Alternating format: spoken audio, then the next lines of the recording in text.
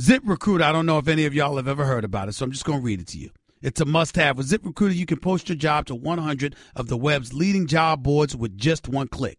So you can rest easy knowing your job is being seen by the right candidates, okay? ZipRecruiter puts its smart matching technology to work, actively notifying qualified candidates about your job within minutes of posting so you receive the best possible matches. That's why our ZipRecruiter is different. Unlike other hiring sites, ZipRecruiter doesn't depend on the right candidates finding you. It finds them. No wonder 80% of employers who post on ZipRecruiter get a quality candidate through the site in just one day. ZipRecruiter, the smartest way to hire. That's ZipRecruiter.com/Stephen A. One more time to try it for free, to go to ZipRecruiter.com/Stephen A. It's something you need to know. Because right now, my listeners can post jobs on ZipRecruiter for free. That's right, free. Just go to ZipRecruiter.com/Stephen A. Guys, wouldn't your wife or girlfriend love it if you treated her to the very best this Christmas? Now you can, with the world's softest pajamas by Pajamagram. Created by a team of pajama experts, the world's softest PJs are lighter than a cloud, softer than a bunny, like cashmere, only better. She'll love how heavenly they feel. Includes free gift packaging and Christmas delivery is guaranteed. So visit pajamagram.com or call 1-800-GIVE-PJs. This is the Stephen A. Smith Show podcast. I'm Stephen A. What's going on, everybody? Happy Friday to one and all. It's the 8th day of December 2017. Dan Graca filling in for my man Stephen A. here on ESPN Radio once again. 866-SAY-ESPN is the telephone number, 866-729-3776. With you for the next couple of hours here. You could tweet at me, as always, at Dan Graca, Graca.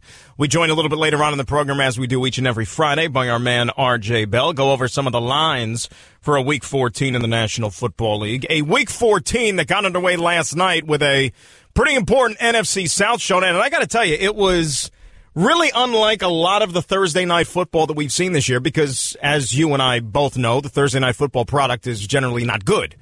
Last night was entertaining. You got to give it that, right? It kept you in your seats until the very end. Little screwy, little crazy. I mean, at times, poor execution, but all in all, it added up to a pretty entertaining game. And the Atlanta Falcons can live to breathe for another week, at least in terms of their hopes of maybe winning the NFC South. And what was so rare about that game, you had two quarterbacks in Drew Brees and Matt Ryan, who, let's be honest, right, in a quarterback world, which we live in right now in the National Football League, you need a quarterback if you want to have any shot. And these two guys over the last decade have been upper level, upper echelon in the National Football League. Drew Brees is going to Canton, Ohio, right? He's a Super Bowl champion, a Super Bowl MVP. Matt Ryan has put together a pretty darn good career. I don't think he's a Hall of Famer yet. He's still got a lot more work to do. But both of those guys made some head-scratching decisions with the football last night that very easily could have cost their team the game. I mean, Matt Ryan threw a couple of balls up for grabs, and he got picked off 3 times on the night. And you say to yourself, what is he looking at? Especially the one at the end of the first half in the end zone when he just floated one up to Julio Jones there in the corner. And look, I know Julio Jones is a beast. And more often than not, if you throw something up to him, he's going to at least make an honest stab to go get it. But where was he throwing that? And rightfully so, it got intercepted. It cost Atlanta some points. And then Drew Brees at the end of the game trying to make a play. I get it. But that's one you can't force in there, especially when you're in chippy field goal range and all you need is 3 points to extend the game and get yourself to overtime. Throw in the fact you had some just head-scratching decisions by a couple of the coaches. You know, Sean Payton really just giving up any chance that his team had of maybe getting the football back there after the Brees interception, basically walking out to midfield, and he got a 15-yard unsportsmanlike conduct penalty, and that was all she wrote for the Saints. You got Dan Quinn on that final drive there by the New Orleans Saints when New Orleans had a 3rd and 1 and were called for a holding penalty, which would have made it 3rd and 11 and backed them up 10 more yards, maybe making a field goal a little bit more challenging. You have Dan Quinn declining the penalty. Nah, that's good. You know what? That's all right. We don't need the 10 yards. That's cool. Nah, we're good. All right, fine. You then move it to 4th down, but it was 4th and 1. It's not like it was 4th and 7, 4th and 8. 4th and 1, that's pretty manageable. And the Saints went ahead and they converted. Drew Brees got the QB sneak, and that was all she wrote. But as you know, they didn't get a chance, and he got a little bit of a stay of execution there because of the INT in the end zone. So a very, very weird game. And I saw a stat this morning, courtesy of the great Gil Brandt, which I think you'll find interesting. You know, you preach ball security and you preach minimizing turnovers and that sort of thing. And look, any day of the week, that's what you want to see from your quarterback. But Matt Ryan, against all odds, is 2-0 this season in games where he throws 3 interceptions. Think about that for a second. He's 2-0, and he's been picked off 3 times in each of the games. Meantime, if you look around the rest of the National Football League this year, quarterbacks that throw 3 or more INTs in a game, you know what their record is combined? 0-20. Go figure that out. That's why you play the games. But a big win for the Falcons. They moved to 8-5. Saints are now 9-4, and all of a sudden, the Falcons got 3 games left, and even though they have been less than a well-oiled machine so far this year, they're only a game out of first place. And they still got the Saints one more time in a couple of weeks in New Orleans. If they go down there on Christmas Eve and beat the Saints, guess what? We're talking about a whole new division. It opens things up a little bit, too, for the Carolina Panthers. Did that loss last night. Now Carolina, who's got a very difficult game this week, of course, against the Vikings, coming into their stadium, they win that game, and all of a sudden they're tied for first, even though New Orleans has the head-to-head tiebreaker over the Panthers. A Falcon loss last night would have finished them in terms of being able to win the NFC South. Saints failed at the opportunity. They had a chance. But, you know, I began talking about Thursday Night Football and the product that it is. And I don't know about you. Look, I'll say this right now. Nobody growing up loves football more than me. Nobody loves it. I mean, eat it up. Any game. I don't care. You can put the worst teams in the league playing a football game. I'll watch it. But over time, it began to be a little much. And Thursday Night Football, case in point, leading the charge. And it's not even so much it's too much. Thursday Night Football, by all accounts, is just not a good product. You know, last night was a good game. Okay? Last night, and that was the exception. You maybe had like a couple this year. But since they've gone back into having Thursday Night Football every single week, it's generally been bad. It's generally been lopsided. It puts those teams at a disadvantage. And that's why, remember, we spent a lot of time yesterday talking about Roger Goodell and him getting that lucrative new contract extension to be the shepherd of the National Football League for years to come. You can't preach player safety, and you can't preach wanting to keep these guys upright and making sure that they're healthy and they don't sustain any head injuries and it doesn't affect their quality of life post-football, and then have these guys turn around on short rest without full recovery and play a game on Thursday night. It's not fair, right? It's a complete and utter contradiction, and I'm not the only one saying this. I mean, go ask any player, go ask any coach in the National Football League. They'll tell you exactly the same thing. They don't think it's right. They don't think it's fair. That game last night was a war of attrition. Look at what happened to the New Orleans Saints. They lost 6 guys due to injury, including Alvin Kamara, who might win Rookie of the Year this season, and who's as diverse and lethal a weapon out of the backfield as you have right now in the National Football League, and has been a very, very good 1-2 punch with Mark Ingram really helping Drew Brees in that offense. Kamara missed basically the entire game last night. Do you think that had something to do with the fact that the Saints really couldn't sustain anything offensively and maybe didn't put up as many points as they should have? That's a big loss. But there were 5 of his teammates who also went down in the game. Drew Brees, who, hey, been around the block, right? Spent a lot of time in this league. He's a veteran. He gets it. Drew Brees last night after the game in his locker spoke up about that very subject and Thursday Night Football and the toll that it takes on each and every guy who steps out on that field. And I remember watching that play as it happened. You know, you saw something wasn't right upon impact with Kamara. And then when you saw the replay, you saw helmet to helmet, bang. He was done. He was seeing the cobwebs. Listen to what Drew Brees had to say after the game. 100% of product playing on Thursday night. Do you understand what guys' bodies go through, in a game, and then to have to turn around 4 days later and to play? I mean, look at the injury studies. They're off the charts. So is this smart as it pertains to guys' health and safety? No, absolutely not. There you go. I mean, he's not wrong. You talk to any player, current, former, you name it. All right? And I know that a lot of former players, certainly here, we have a lot of them at ESPN who are part of our team, now as analysts. They've said it many times. Talk to guys who are still playing in the league. If you play on Sundays, they'll tell you that it takes until the following Sunday before you're even starting to feel close to 100%, if you can even get back to that level. Okay? One whole week. And remember, the league has allowed these teams and almost instructed these teams to take their foot off the gas a little bit when it comes to practice, when it comes to collisions, when it comes to contact. Remember, teams don't practice in pads as much as they used to. Forget about training camp. Training camp is basically Club Med. It's not getting you ready for the season. Why do you think so many of these guys are getting injured? Because they're not accustomed to it, because they're not accustomed to contact, and most of them don't even play in the preseason anymore. So if you're asking these teams and these players to turn around sometimes 2-3 days after you last played a game, you think that's responsible? Do you think that promotes healing? Do you think that promotes recovery? Do you think that promotes keeping your players safe, keeping your investment, your product, able to function at its capacity? Because after all, and maybe I'm missing something, you could tell me differently, without the players, without those guys in the helmets, in pads, on the field, you tell me, what is the National Football League? Without the superstars, what is it? All right, you want to go get some scabs? You want to just go get guys off the street, put them in helmets, put them in pads, and watch them on Sundays? No thanks.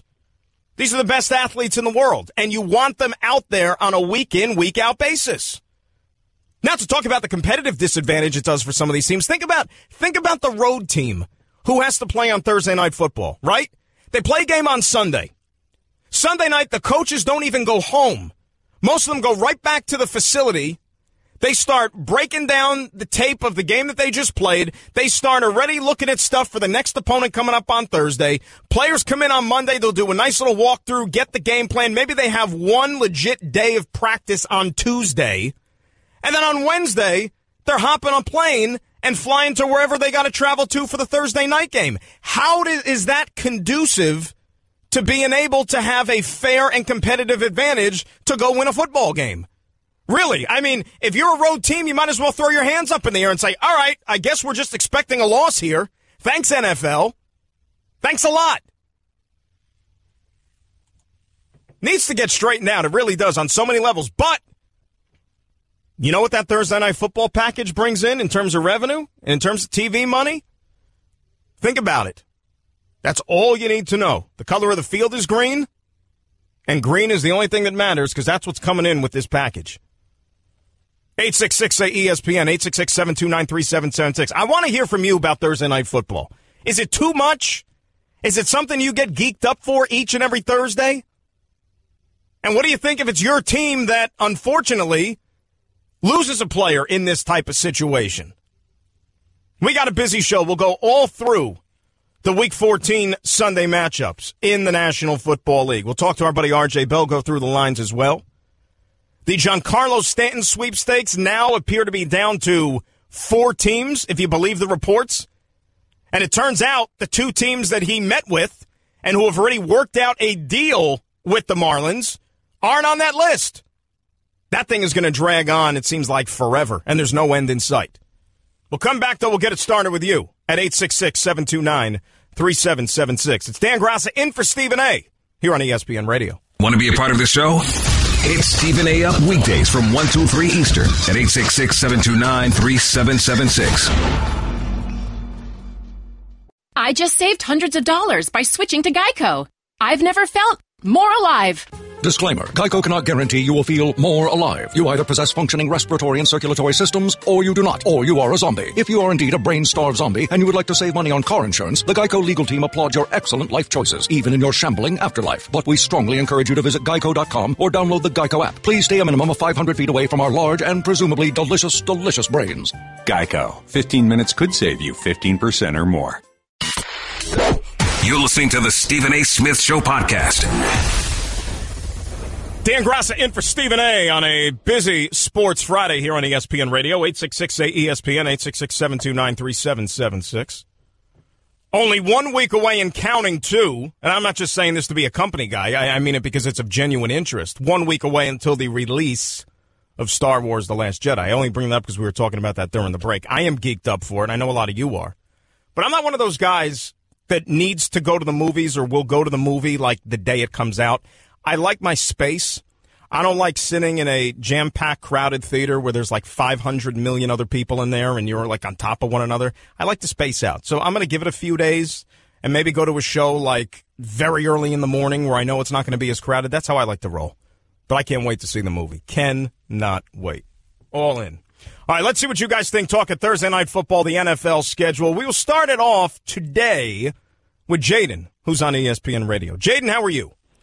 Pretty good, and yourself, man? What's up, Jaden? Oh, nothing much. Watching that New Orleans Saints game last night, and, I mean, the Saints' defense is what they started out perfect, but, man, when it got to that second half, I mean, they were just gassed.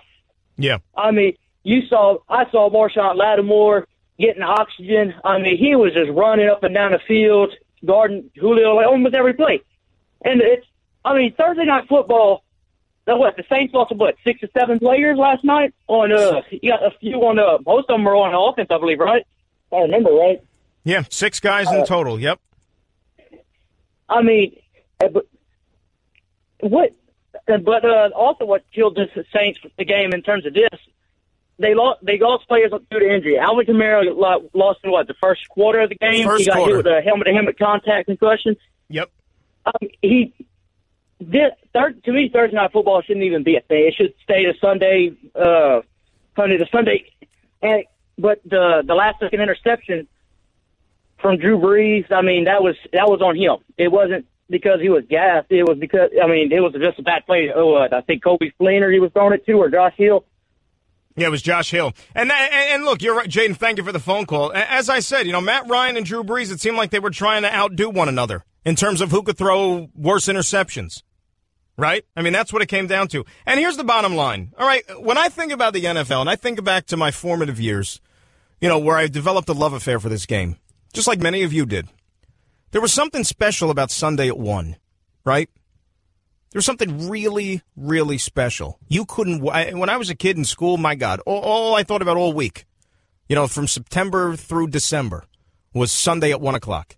Can't wait for that weekend. Can't wait for the games to kick off. Cannot wait. I didn't have to be bothered with Thursday Night Football, right? It made the wait that much more special when you only had games on Sunday. Yeah, there was Monday Night Football, and that was a big deal, and I'll get to that in a little bit. But, the Sunday games, it was great.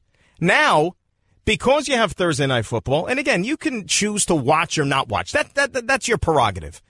But to me, it is a little bit much. And remember Mark Cuban, the owner of the Dallas Mavericks, a couple of years ago. Remember he made those comments about the NFL that maybe they were getting a little bit too big for their britches. Remember that?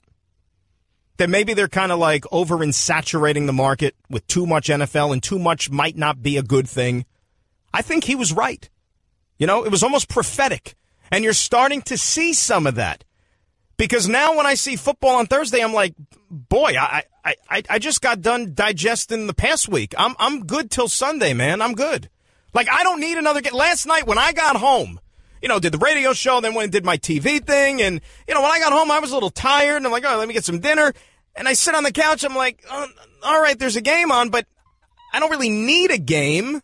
I'm good till Sunday. I'm cool. Recharge the batteries a little bit. Now, when Sunday comes around, all right, I'm there at 1 o'clock.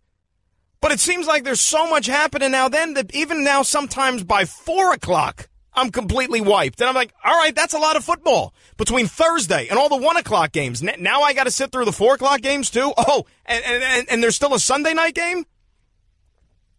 And here's the biggest problem I have with Sunday Night Football while we're on the subject, all right?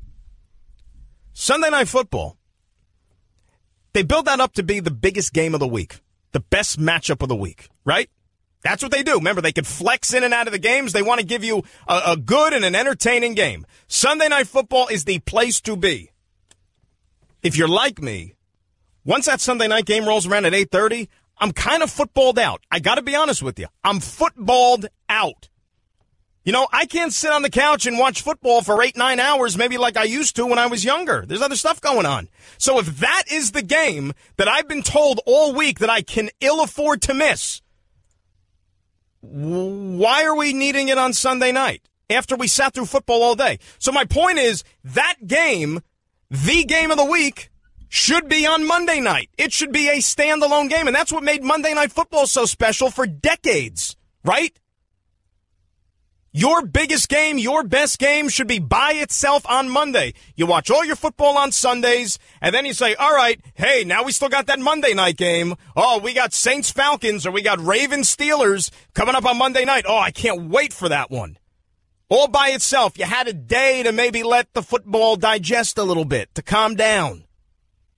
That's where they have it all wrong. That's where it could be even better. And it won't feel like it's too much information overload. But the NFL doesn't want to hear from me. You know, the NFL hasn't called me, right? They haven't called me. They said, let me pick Graca's brain. You know, he seems to have things figured out.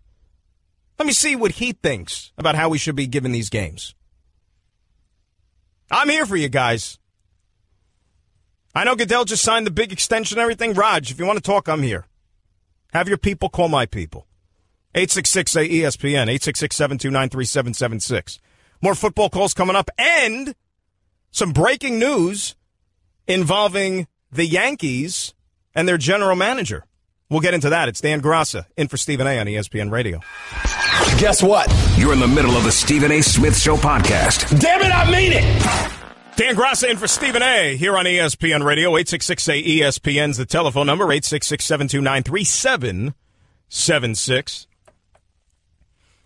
I mentioned some news breaking about the New York Yankees and general manager Brian Cashman. According to Bob Nightingale of USA Today, Cashman and the Yankees, 5-year contract extension, $25 million. All reportedly. Once it becomes official, we'll let you know. But, hey, any little surprise there, considering the Yankees have basically turned over the keys of the castle to Cash? And that's why Joe Girardi's no longer managing the team and Aaron Boone is. I guarantee you, Cashman's probably making more than Aaron Boone is, right? Boone only got a 3-year contract. I don't think he's getting paid $5 million a year. So Cash is the guy who's wielding the magic wand in that organization now, in case you had any sort of doubt whatsoever, despite the fact what they're going to say.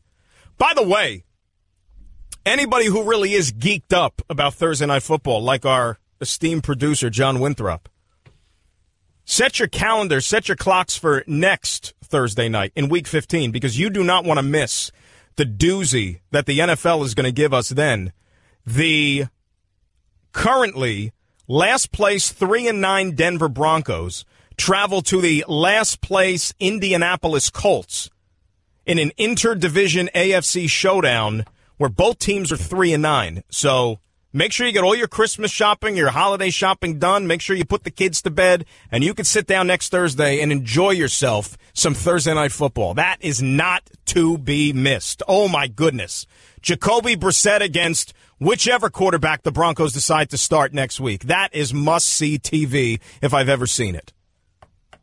Brian in California is next. Brian, you're on ESPN Radio. How are you? I'm good. How about yourself? Thanks good, Brian. What's going on? I wanted to make a point about what you said about Thursday Night Football. Yeah. Yeah, it's kind of pointless in some sense. 3 days is not nearly enough time to get healthy, enough to go out there and play hard again, give it your 100% effort. Time and time again, you see these players get hurt on Thursday night, and that's because they didn't have enough time to recover. Absolutely. And that's what the NFL, the NFL puts such a huge emphasis and priority on player safety, right? You see the way the rules have changed. You know, the game is not as physical as it used to be. You know, there's certain things you can't do when it comes to contact. Well, if you're going to prioritize safety, and look, I'm all for that. I am. All right, I don't want these guys' lives to be ruined, but we saw the other night, for example, in Cincinnati, and the unfortunate play with Ryan Shazier. You know, we don't want any of that stuff to happen. We want these guys to be able to walk off the field. But if you're going to say that, you then can't go ahead and then throw these guys out there, 72 hours after they last played a game. That's not fair. Exactly. And I mean, if you're going to give them Thursday night football, at least give it to the teams that come off of a bye week. At least they have enough time to prepare, and they have enough time to rest their bodies, get the proper treatment that they needed. And I'm all for that, Brian, and a good phone call. You know what the NFL should do? Let's be honest. They should add another week to the season. And what I mean by that is not add another game. I think it's great at 16. All right, I don't need any more games. I don't want more playoff teams. I don't want more games. 16 games, 6 playoff teams in each conference. That is it. It's supposed to be hard to make the playoffs. It shouldn't be like the NBA or the NHL where like half the league gets in. It shouldn't be like that. It should be exclusive. My point is this. You add another week to the season. All right, make it 18 weeks. Everybody still plays 16 games, but now you get 2 buys. And I'm remembering back to, for some reason, it was just kind of like a one-off thing. 1993. I'll never forget. That was 18 weeks. And each team had 2 buys. Why can't we go back to that now? I mean, you're not going to sit here and actually tell me and try to convince me, well, that would make the season too long. I mean, the Super Bowl's already played in February. What's the difference? And if you remember, the NFL used to begin the regular season Labor Day weekend, but then they moved away from that because Labor Day weekend, it's still like the last hurrah from the summer. A lot of the stadiums had empty seats and so on and so forth. And, maybe there wasn't as much interest there as there normally would be, so they decided to push it back a week. You could even still start the regular season now. Play the Super Bowl a week later. You think anybody's going to care? If you even extend it to like President's Day weekend, and then everybody's going to get off the day after the Super Bowl for the holiday. Super Bowl's like a national holiday anyways. What would be so wrong in that? You're giving these teams more rest. You're giving them more time to recover. That's not the worst scenario. And by the way, you want to get into empty seats and you want to get into the viability of Thursday Night Football? Explain this to me. Okay? Explain this. Did you watch the game last night? And that's a brand new stadium down there in Atlanta. Mercedes-Benz Dome or whatever the heck they call it. Concession prices are like lower than any other major stadium in the United States. You go there and get like a hot dog for like $1.50. It's incredibly cheap. Arthur Blank did a phenomenal job with that stuff. But did you see all the empty seats in that stadium last night? Think about this.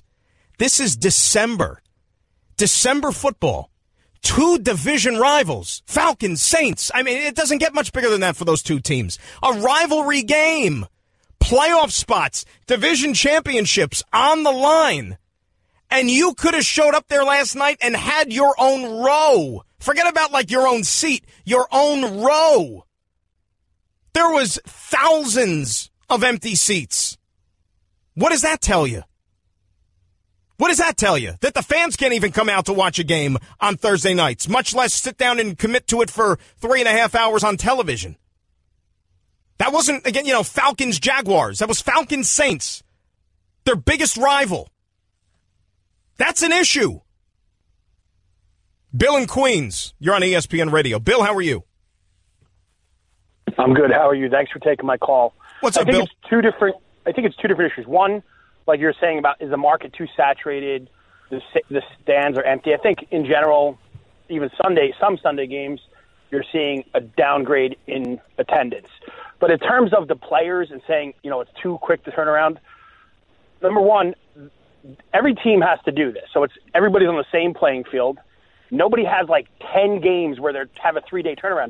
Do you know how many jobs there are in the world where guys are working 7 days a week, 12-hour days, and they don't get days off? These guys are professional athletes. Absolutely. It's very difficult. I'm not in any shape to be a professional athlete, but I don't exactly feel bad for them. They're getting paid a lot of money to do it once maybe twice with the Thanksgiving holiday to turn around on a short 3-day swing. It doesn't happen every week. In terms of the attendance and saturated market, I think that's a different discussion. But I'm not really feeling bad. Bill, let me ask you a question though, and I respect what you're saying. I do. What's your favorite team? The New York Giants. Okay, you're a Giant fan. Do you conceivably believe that when the Giants as a road team have to go on the road to play a Thursday night game like they did on Thanksgiving night against the Redskins, do you really think that they were 100% at a competitive advantage, having very little practice time, very little recovery time, having to travel to go play a game on just such a short turnaround? I don't think that but they're all in the same. You're absolutely correct in your statement. But every team has to do this, so it's but again, the home team has more of an edge than the road team. That can't be disputed. They get an extra day of practice because they don't have to travel. Right, but everybody's doing it though. It's not like it's just the Giants. Every team has to do this at some point. No. But what I'm saying is, every team has to play a game, but not every team has to play a home game and a road game. It's just one game. So some teams are home, some teams are on the road. The Redskins, for example, on Thanksgiving, they were home. They got an extra day of practice more than the Giants did by virtue of not having to travel. You see what I'm saying? Yeah, if that's a short trip. You sneeze and go from Giant Stadium to right. But my point is sometimes they're not that short though. The Houston Texans had to go on the road earlier this year and play. Who was it? Even Buffalo going to play the Jets. I mean, that's a plane ride. That means you don't get to practice ordinarily like you would. The Dolphins had to go play a game in Baltimore. That wasn't just a hop, skip, and a jump away, and Miami lost that game 40-0, if you remember. So it does put certain teams at a competitive disadvantage. It truly does.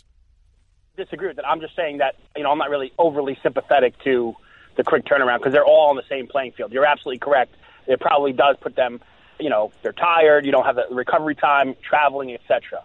And Bill, thank you for the phone call. And look, I said it in the week after, and I wished I was wrong. Believe me, that Thursday night game in November that the Jets played against the Buffalo Bills, and they smoked them.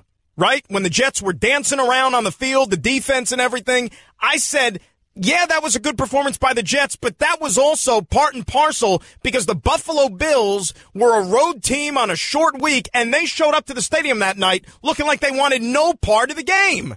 No part of the game. And then the Jets probably got themselves a little bit of a false sense of security, and what did they do? They went down to Tampa Bay 10 days later and laid an egg. It's mixed messages from the NFL. You can't have it one way and say you want these guys to be safe and you're preaching recovery and all that stuff, and then you're going to send them out onto the field 3 days after they just play a game and putting them in harm's way. It doesn't make sense. Dan Graca in for Stephen A. It's ESPN Radio. Guess what? You're in the middle of the Stephen A. Smith Show podcast. Damn it, I mean it! Graca in for Stephen A. It's ESPN Radio. 866-729-3776. 866-ESPN. You can tweet at me, at Dan Graca, Graca, talking some NFL. RJ Bell going to join us. Coming up in hour number 2, go around the slate for a week number 14. You believe week 14 already? Boy, this goes quick. Let's say hi to David in Manhattan, who's on ESPN Radio. David, how are you? Hi, Dan. How are you? Good, Dave. What's up? Good. I totally agree with you about the oversaturation of Thursday night football. Sometimes I just have to be reminded that it's Thursday night and that there's a football game on, and I'm a huge NFL fan. But I think it's a product, even if they were to eliminate that game totally, I think it's also a product of our times. I don't know how old you are, Dan. I'm 44, so my peak of NFL fandom was, in the early 90s, mid-90s. And, I was a Dolphin fan. I am a Dolphin fan living in New York. And I couldn't wait to get my, this tacky subscription to Dolphin Digest, in the mail.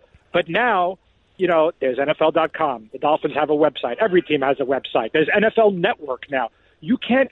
There's just too much of it around, And even if they were to eliminate that Thursday night game, people are sick of it. You could get what you want when you want it. You don't need to tune in anymore like you're some kind of crazed fan, and make sure that you watch NFL Live on ESPN once a week. It's just oversaturation. And now the other thing, too, is if, for instance, if you have another bye week, like we've been suggesting, Dave, and I thank you for the phone call, my friend. You know, we were talking about it during the break. A lot of people watch the Red Zone. Right? A lot of people now have the Sunday ticket with DirecTV, and you can flip and watch a bunch of games. Well, it's my job, but, you know, I'm keeping my eye on everything.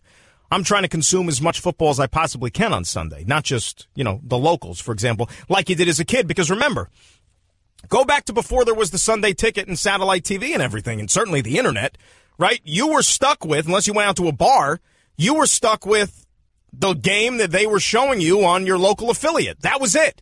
So you maybe had 2 games, at the most 3, if there was a doubleheader in your town at 1 o'clock and 4 o'clock, and that's all you saw. Now you have your pick of the litter, and it's great. I don't want to go back to the way it was, but there is that much more information for you to consume as an NFL fan. Juan in the Bronx up next. Juan, you're on ESPN Radio. How are you? Hey, how you doing, Dan? Thank you for taking my call. What's up, Juan? All right, so basically, it's just amazing to me how people make this argument that because they make a lot of money, that is okay. Everybody's doing it, is okay. You're playing a sport that at any given moment, it could be the last time that you step on that field. When you're tired, your technique is not the same. You're just at a huge disadvantage. It's just, no matter the money, it doesn't matter. Like, none of those things matter. Like, you need to be rested. You need to be ready to go. And those Thursday night games, that you know, they basically don't provide that for them. It doesn't allow you to play your best. And again, I'm not trying to make excuses, and none of these teams are going to make excuses too, but you cannot tell me, and you can give me charts, graphs, statistics, whatever. I am not going to believe that a team, especially on the road, that has to travel to go play a Thursday night game has a competitive advantage or even the equal advantage as opposed to another team. It just doesn't compute to me. It does not. You know, forget winning and losing. You know, it goes back to the player safety. It's just the hypocrisy. Like, it's just crazy. That's all it is. But you know something, Juan? And I thank you for the phone call. You know it and I know it. Green makes the world go round, and it certainly makes this league go round. Because all the decisions that have been made, certainly with this commissioner in power over the last decade, have been motivated by one thing and one thing only: money. Not for the good of the game, not for the good of the athlete, not for the well-being of the player or the fan. How about that? The consumer, you, me. How do we make the most money? That trumps even common sense sometimes. Peter, you're on ESPN Radio. What's going on, Pete? Hey, how's it going? Good, Pete. I just wanted to make a couple of points, and maybe you have more information. But I guess all the studies that I've been hearing, and you know, coincidentally, actually this morning, all the studies show, contrary to what you're saying, that there actually isn't a higher incidence of injury on Thursday night games as opposed to any other regular scheduled games on Sundays, for example, or on Monday nights.